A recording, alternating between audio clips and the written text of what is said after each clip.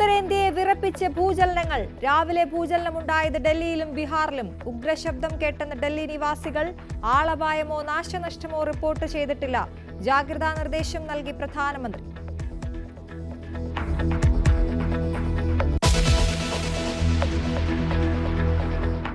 കോട്ട ബാങ്ക് കവർച്ചാ കേസിലെ പ്രതി റിജോ ആന്റണിയുമായി തെളിവെടുപ്പ്. ബാങ്കിലും സുഹൃത്തിന്റെ വീട്ടിലും തെളിവെടുപ്പ് നടത്തി പോലീസ്. കൊള്ള നടത്തിയത് കറിക്കത്തിയുമായി. കത്തി കാട്ടിയ ഉടൻ ബാങ്ക് മാനേജർ മാറിത്തന്നതാണ് മോഷണം എളുപ്പമാക്കിയതെന്ന് റിജോ.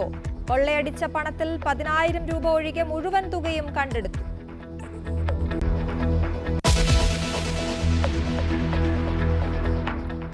ഇന്ത്യൻ ഓവർസീസ് ബാങ്ക് മേലുദ്യോഗസ്ഥർക്കെതിരെ ജാതി അധിക്ഷേപത്തിന് കേസ്. അസിസ്റ്റന്റ് മാനേജറുടെ പരാതിയിൽ Kochi regional office DGM, AGM എന്നിവർ പ്രതികൾ. ഭീഷണിപ്പെടുത്തി പരാതി പിൻവലിപ്പിച്ചെന്നും ജീവനക്കാരൻ.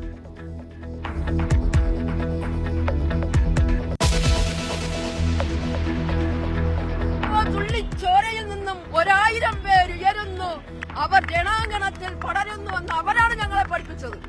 അപ്പോൾ ഞങ്ങൾ വിടുന്ന ഓരോ തുള്ളി കണ്ണുനീരും ആർക്ക് ശാപമായി തീരാതിരിക്കാൻ ഞങ്ങളുടെ ആവശ്യം അവർ അംഗീകരിച്ച് അതിനെ അവർ രേഖാമൂലം രേഖയാക്കി ഞങ്ങൾക്ക് തന്നേ പറ്റൂ.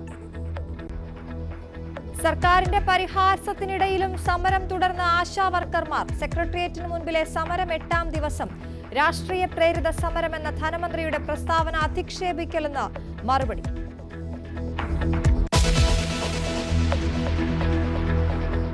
യുവനടിയെ ബലാത്സംഗം ചെയ്ത കേസിൽ നടൻ സിദ്ദിഖ് കുറ്റക്കാരനെന്ന് പോലീസ്. യുവതിയെ ഹോട്ടലിലേക്ക് വിളിച്ചു വരുത്തിയത് ദുരുദ്ദേശത്തോടെയെന്ന് കുറ്റപത്രം. ഹേമ കമ്മിറ്റി റിപ്പോർട്ടിന് മുൻപ് തന്നെ നടി വെളിപ്പെടുത്തിയതിന് സാക്ഷികളുണ്ടെന്നും അന്വേഷണ സംഘം.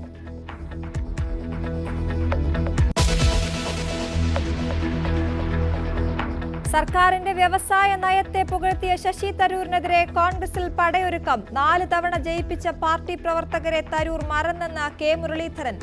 പടിയിൽ കലമുടക്കരുതെന്ന് വീക്ഷണത്തിന്റെ മുന്നറിയിപ്പ്. സർക്കാരിന്റേത് തെറ്റായ കണക്കെന്ന് പ്രതിപക്ഷ നേതാവ്.